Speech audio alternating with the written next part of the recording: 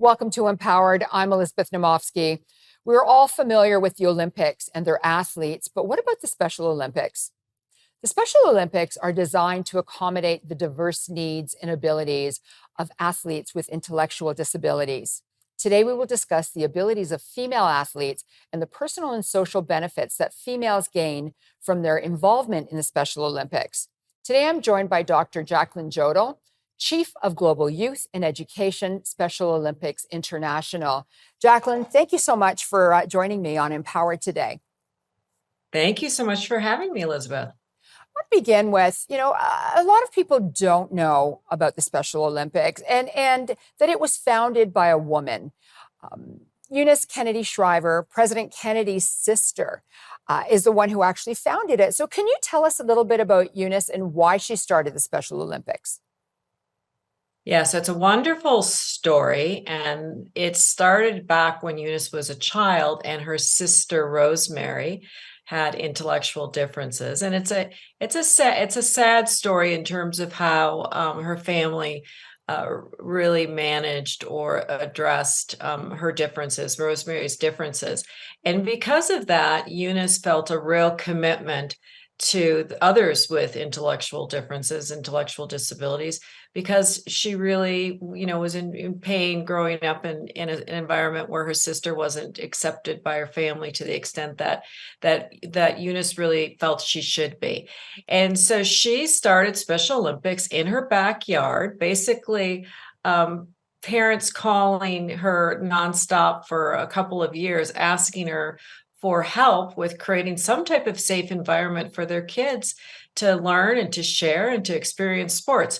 So she opened up her backyard. She started with swimming, started with sports. A few years later, they ended up having the first games in Chicago. And here we are almost 60 years later, or about 55 years later, with Special Olympics in 190 countries around the world. That's incredible. I want you to tell us more about the current CEO of Special Olympics and the women representation on the board of directors, because that seems to be a topic that keeps popping up right now for not-for-profits, for profits, publicly traded corporations. Right. So a couple things. First of all, let me talk about Mary Davis, our CEO. Amazing, amazing. So she's from Ireland, and she has been the CEO since 2016.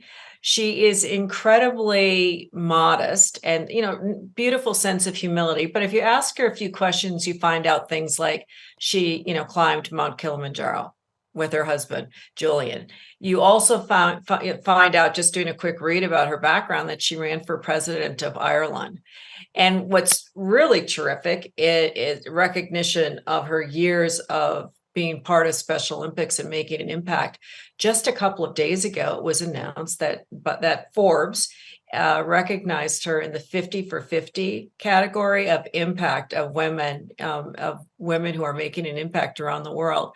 So she's an incredible example for women, and in particular for women who devote their professional careers to an organization like Special Olympics, which is mission driven.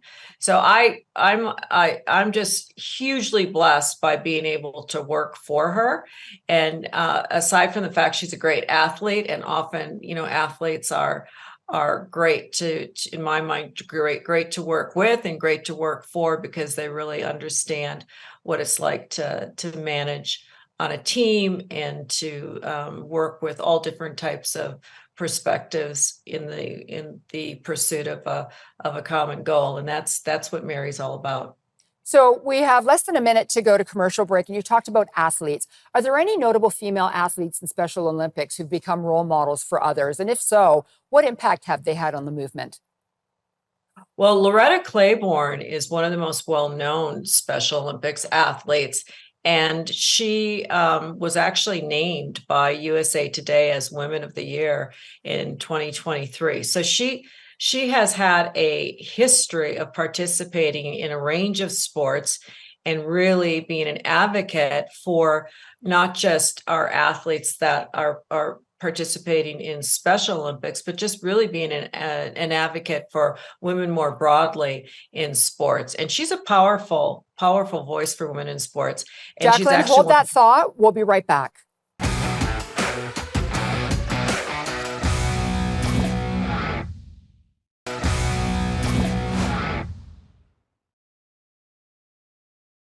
Welcome back to Empowered. I'm Elizabeth Naumovski. On today's episode, we discuss the abilities of female athletes and the personal and social benefits that females gain from their involvement in the Special Olympics. Now, before we went to break, we were talking about Loretta Claiborne, so please continue.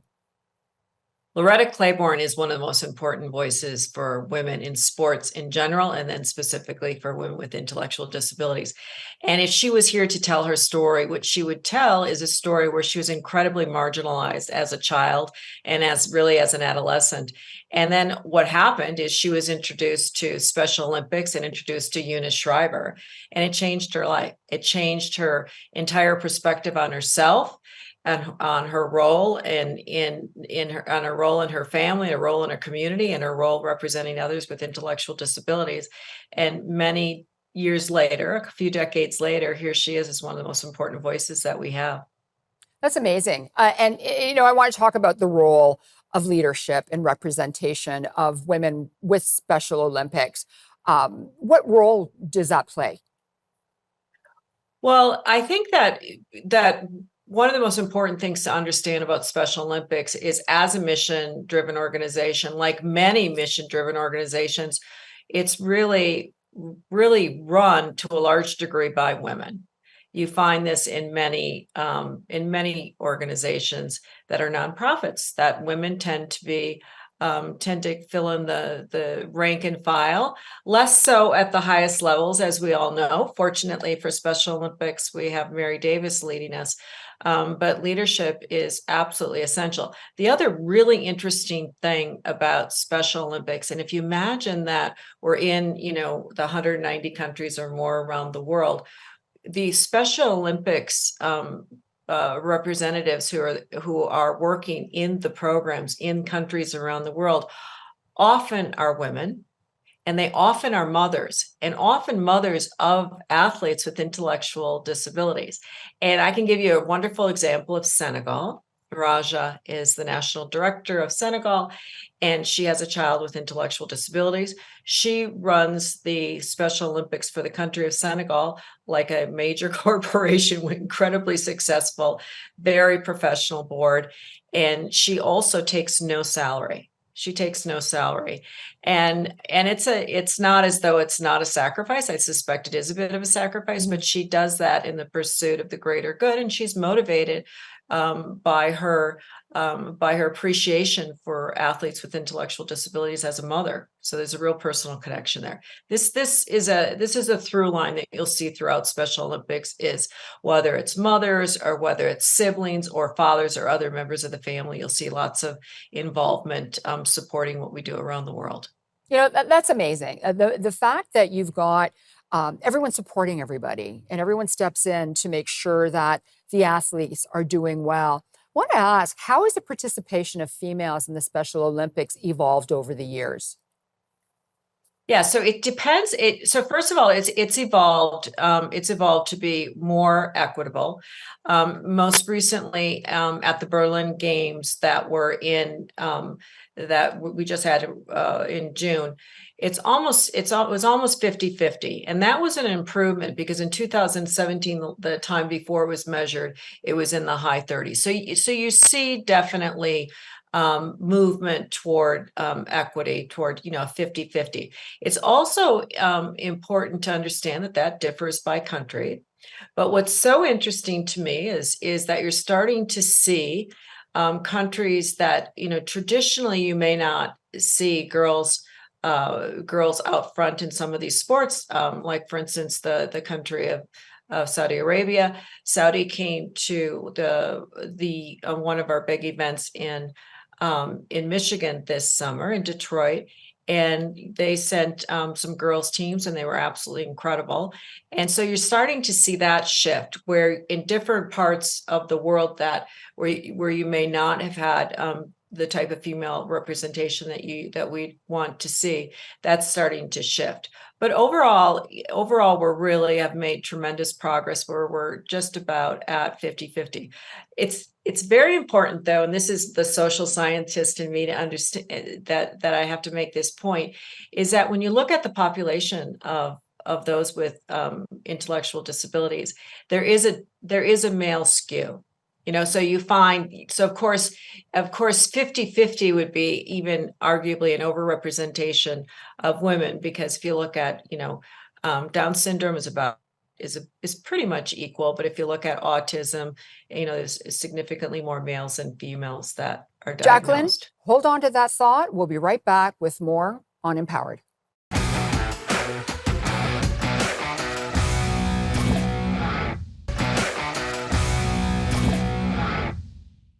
Welcome back to Empowered. I'm Elizabeth Naumovski. On today's episode, we discuss the abilities of female athletes and the personal and social benefits that females gain from their involvement in Special Olympics. So, Jacqueline, before we went to break, we were talking about 50-50.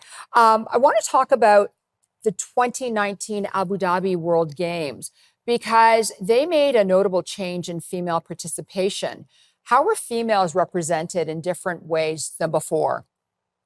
Yeah, it's the Abu Dhabi Games really were an inflection point in female participation for us. And what we saw is that there were female teams represented in countries that had not brought female teams to the games before. I had mentioned the Berlin Games. I had mentioned the games that we had we had the USA Cup in Detroit, and we saw this shift as well. But it really, when you go back to Abu Dhabi, that was the starting point. And so, for example, again, Saudi brought a basketball team, and their representation was amazing. So if you look at what happened in 2019, there were 24 women from Saudi Arabia. If you go back to 2012, there are only 2 women. It's dramatic progress. And really, when you think about, gender equity is one of the most important things that sport can do. Sport is one of the best leveling forces for society. And when it comes to women and start thinking about equal opportunities, there's something about sport that really resonates with the rest of society, our male peers, where once they see women performing in athletics, it's an equalizing. There's data, and there's lots of data, social science data to support this. That there's a notion of, okay, yeah, we're all equal because we can all compete on the soccer field. So we're talking about being all equal. However, there are some barriers. So what are the barriers that keep women from being involved? Well, it's interesting because one of the most important barriers is just an understanding, in particular for those with intellectual disabilities, that the opportunities even exist. And once they do find out that those opportunities exist, there are some things that we need to do a better job with and provide, even, like locker rooms or places to change, or really just, quite often in places around the world, just understanding that there are some health needs that women have through sanitary products and other things that really you wouldn't think come into play, sitting here in where we are right now, but they do come into play in other parts of the world, and girls need to be helped to understand that those should not be barriers to them participating in sports. So there's a whole range of things, from the individual health all the way to creating facilities to make them feel included. And as we continue to see shifts in countries like Saudi, just an openness in societies that girls really have a right to participate in athletics, and there are huge benefits to them as individuals in society if they do so.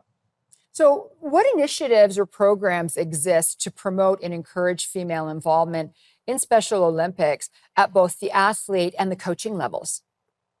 Yeah. So there's a number of initiatives that really focus specifically on just delivering programming to girls. And we do this in a couple of different environments. We do this most often in countries that are less developed, because that's really where there's the most progress to be made.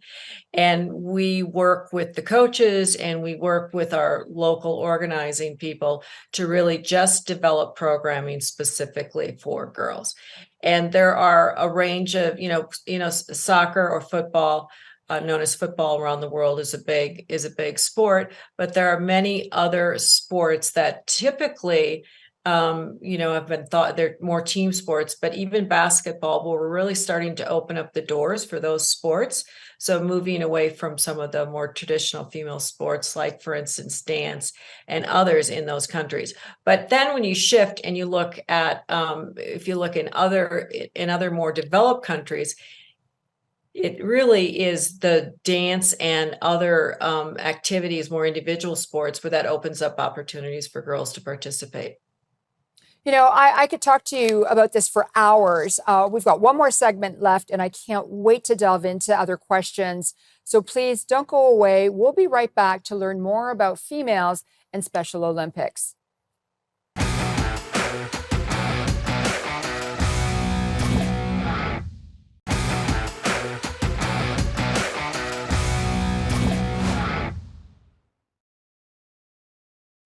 Welcome back to Empowered. I'm Elizabeth Naumovski. On today's episode, we discuss the abilities of female athletes and the personal and social benefits that females gain from their involvement in Special Olympics. And today I'm joined by Dr. Jacqueline Jodl.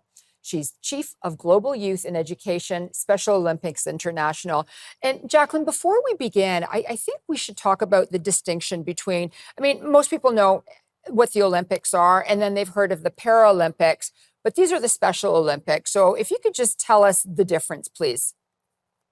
What's so interesting is that Special Olympics has huge brand awareness, but there's confusion about how we differ from Paralympics. So Paralympics is all about elite athletes, and it's elite athletes with some type of physical disability. And this is very different from Special Olympics. Special Olympics has definitely a category of elite athletes, but we also have other categories of more recreational athletes. And what we do is we serve those with intellectual disabilities, those with differences in the way that they learn, generally learn with some developmental delays. That's probably the easiest way to think about it, but it impacts their lives in terms of their educational attainment. And also they really, those with intellectual differences often around the world are marginalized to a huge degree because people don't understand them and they're afraid of those differences. So let's talk about that. Like, what are some of the personal and social benefits that females with intellectual disabilities gain from their involvement in Special Olympics? Absolutely the most important thing, and you see many of these among women and girls who participate in sports without intellectual disabilities. But what the data shows is that across all of these outcomes, it's even more dramatic for those with intellectual disabilities. So what you see is you see reduced stress. You see tremendous benefits to mental health.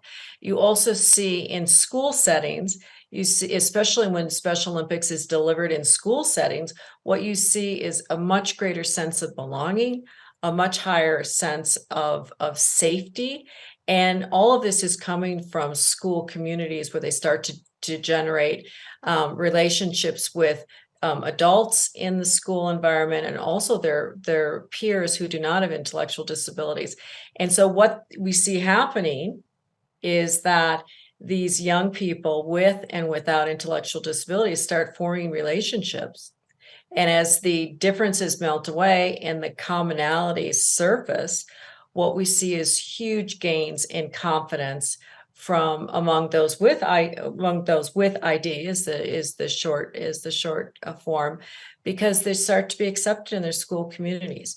So a sense of belonging is essential to any type of learning setting and any type of healthy developmental setting. But among those with intellectual differences, it's absolutely essential. So, this is my final question to you. How can communities and families better support and empower female athletes with intellectual disabilities to engage in Special Olympics activities? Well, the first thing is that if your family has a young woman or a girl with intellectual disabilities, get them involved. Families often are the mechanism that brings the athlete, especially the female athlete, to us. So get them involved. And then secondly, you can show your support and encouragement, of course, by participating as a fan. And it's unbelievable that a lot of the competition is at the highest level. And even if it's not at the highest level, it's certainly what you see is at the highest level in terms of, self-actualization and joy and enthusiasm. Jacqueline Jodl, thank you so much for enlightening us. I know that I learned a lot today, and I feel better for knowing more about what Special Olympics is all about. I appreciate you taking the time and coming on Empowered today. And thank you so much for being here. Thank you so much for having me, Elizabeth. I really enjoyed it. As Jacqueline mentioned, the Special Olympics were created by Eunice Shriver, the sister of John F. Kennedy, in 1968. I'm going to end today's episode with a quote from her son, Timothy Shriver, who is the chairman of Special Olympics. And he says, and I quote, "I challenge each of you to further my mother's work and vision. Reach out to a person with intellectual disabilities who every day is looking for hope, love, and opportunity." I'm Elizabeth Naumovski, and I'm here to empower you and make frugality fashionable. Thank you for watching. Bye for now.